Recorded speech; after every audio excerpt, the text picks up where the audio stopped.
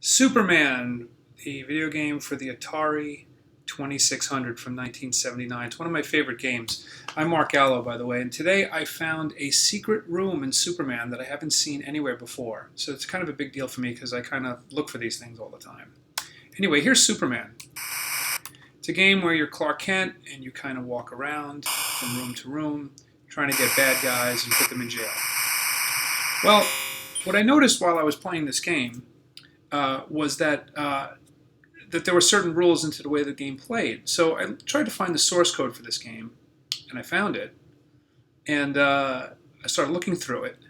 And one of the things that interested me was that there's this room called the Null Room.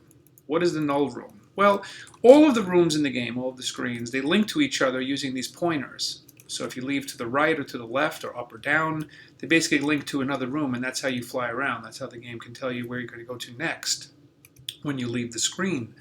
But the Null Room is a room where all the exits point back to itself. It's a place where you can never escape from if you ever get to it. The thing is, you can't really ever get to it either, because it's a room that's really just for the programmer to put things basically that he wants to take out of gameplay and have sit there forever.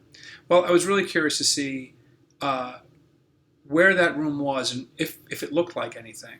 So after looking at the code and disassembling it, I found that there was an address in memory that basically held the position of Clark Kent, or Superman, the player. So using Stella, this is the simulator for Atari on the Mac, and we can pull up address 9B, which in the source code basically points to the location that the Superman player, or the Clark Kent player, actually exists on the screen.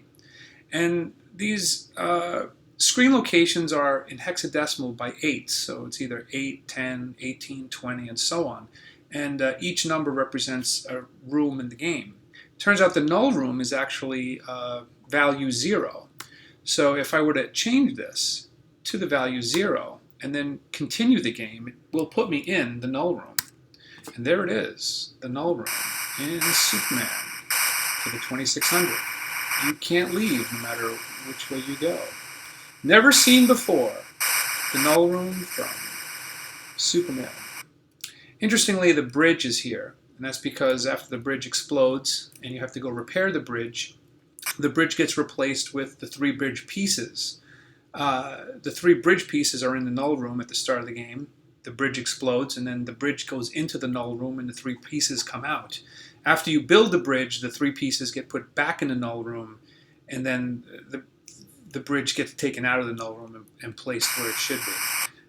We can see that if we restart the game and just force Clark Kent into the Null Room again by going to address 9B and changing it to value 0. We'll see that there's a lot of objects in here. They haven't really gone into play yet. All of the bad guys are here, and the helicopter's here, and I believe the bridge pieces are here too. Anyway, every time you capture a guy, they also wind up going into the Null Room. Let's try this again. Let's try getting a guy and seeing what happens. So we'll start the game, and the bridge will blow up. And we'll go fly around and see if we can pick up a bad guy. There's one. Okay, he's the orange guy. So I'm going to put him in. Now I'm going to stop the game, and I'm going to, again, go to address 9B and change that to room 0, the Null Room. And there you go. Just me and him in here forever for the rest of the ends of time. Anyway, hope you enjoyed that. For the rest of you nerds out there that love vintage video games and little Easter eggs and stuff, here's a new one for you that I discovered today. I'm looking at the code and playing with the emulator. Hope you enjoyed it.